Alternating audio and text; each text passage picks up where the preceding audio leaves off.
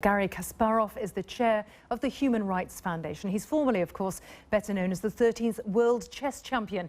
Mr. Kasparov joins me from Seoul, where he's working with North Korean defectors and urging South Korea's parliament to pass a North Korean Human Rights Act. Tell me first, when you're talking about this act, what difference would it make?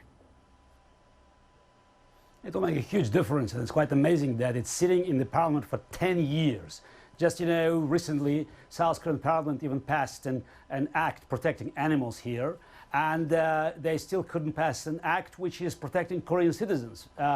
People should know that by Korean constitution, South Korean constitution, all Koreans are citizens of South Korea, and you have at least 25,000 refugees, North Korean refugees here in South Korea, and hundreds of thousands of them are in China, and many of them still even are not aware of the fact that they could find refuge in South Korea.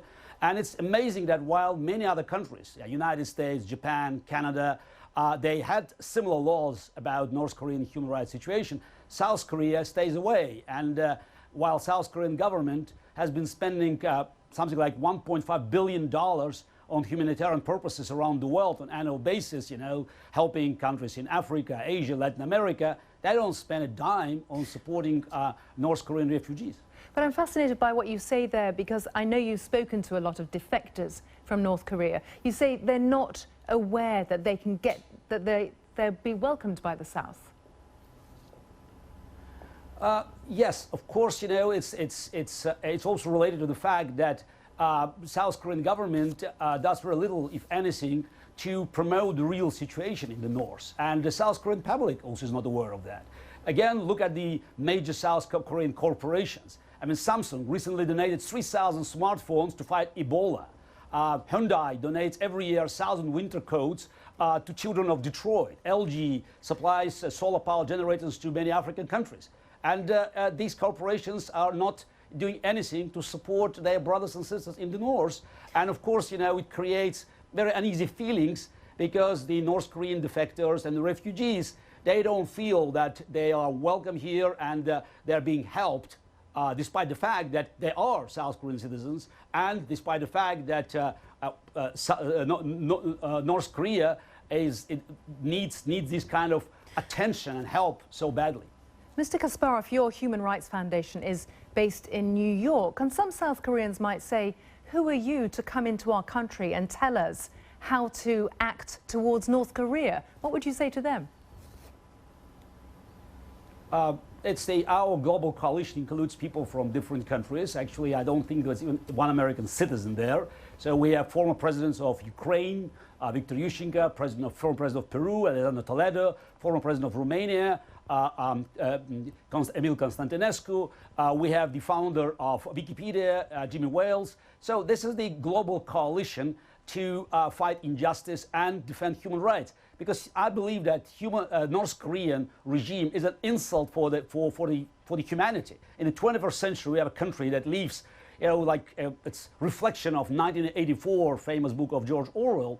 And if we care about human rights, we have to all pay attention to the fact that North Korea is by far the worst violator of human rights. And unfortunately, South Koreans, they are trying to stay within their comfort zone without confronting the regime that has been oppressing their brothers and sisters.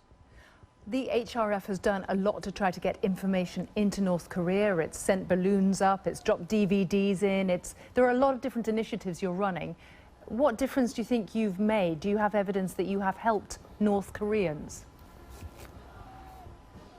Look, you can hardly find any evidence from the ground, because information is pretty much locked inside. But North Korean dictatorship is not, unique in the world history. We had tyrannical and brutal regimes in the 20th century. So we know that the best way to fight these kind of regimes is to share information with the citizens of these countries, to help them to create some kind of horizontal ties, to exchange the information. And the moment the monopoly of the state to control the information is broken, there's a very good chance that things will grow inside and eventually will lead to the collapse of the regime. It happened in many other countries. It will happen in North Korea eventually. At that moment, it's very important that the South Korea will be active player in supporting civil society, which you could grow here in South Korea among North Korean defectors, to make sure that this transition will be least painful. Mr. Kasparov, I know that you have felt quite strongly about the sight of Vladimir Putin at the United Nations in recent days. And of course, we've been reporting in the last few hours that Russia has begun airstrikes in Syria. What is your take on what Mr. Putin's strategy is right now? Mr. Putin's strategy is very simple. It's a strategy, you may call it, it's even tactics of survival. He has to boost his credibility in Russia, and since the economy is no longer offers him any excuses for his dictatorship, so he uses foreign policy trump cards as the main argument.